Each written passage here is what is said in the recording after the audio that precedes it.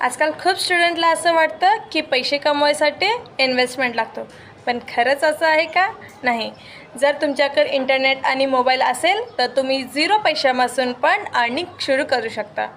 So hello guys, welcome to my channel real life with Ruth. So आज मी अशा 5 earning idea share करणार आहे जे तुम्ही 0 पैशापासून पण अर्निंग सुरू करू शकता. So let's see. Idea number 1, freelancing.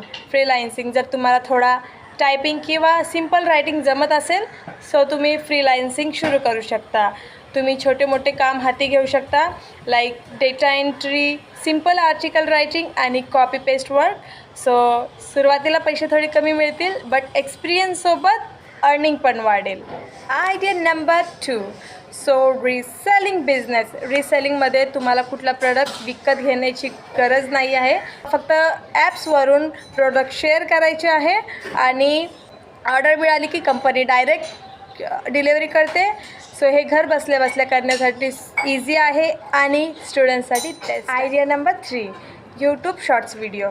जर तुम्हाला बोलायला आवडत असेल तर तुम्ही यूट्यूबवर शॉर्ट्स व्हिडिओ बनवू शकतात, like study tips, daily routine आणि फनी कंटेंट तुम्ही चॉईस करू शकता, याच्यावर व्हिडिओ बनवू शकता.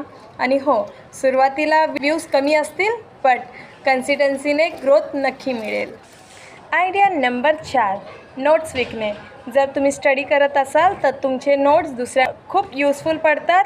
तुम्ही तुमच्या क्लासमेटना नोट्स विकू शकता किंवा व्हॉट्सॲपला PDF बनवून पण शेअर करू शकता. सो हे तुमच्यासाठी इझी आणि फास्ट अर्निंग आयडिया आहे. आयडिया नंबर 5, छोटे मुलांना ट्यूशन देणे. जर तुम्हाला बेसिक सब्जेक्ट इंग्लिश, मॅथ्स येत असेल सो तुम्ही ट्यूशन घेऊ शकता. घरात बसून पण तुम्ही ट्यूशन घेऊ शकता किंवा ऑनलाईन पण ट्यूशन घेऊ शकता. हे स्टेबल अर्निंगसाठी परफेक्ट आयडिया आहे. आजचे इम्पॉर्टंट टिप्स. फेक ॲपपासून सावध राहा आणि कोणी पैसे मागितले तर त्यात पडू नका, कारण इन्स्टंट पैसे मिळणं हे शक्य नाही. सो इन्स्टंट पैसे तर मिळणार नाही.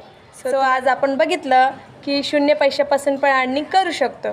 सो तुम्हाला कुठला आयडिया आवडला ते कमेंट करून नक्की सांगा. जर हा व्हिडिओ तुम्हाला युजफुल वाटला असेल सो शेअर नक्की करा, लाईक करा, शेअर करा आणि सबस्क्राईब करायला विसरू नका. Thank you for watching.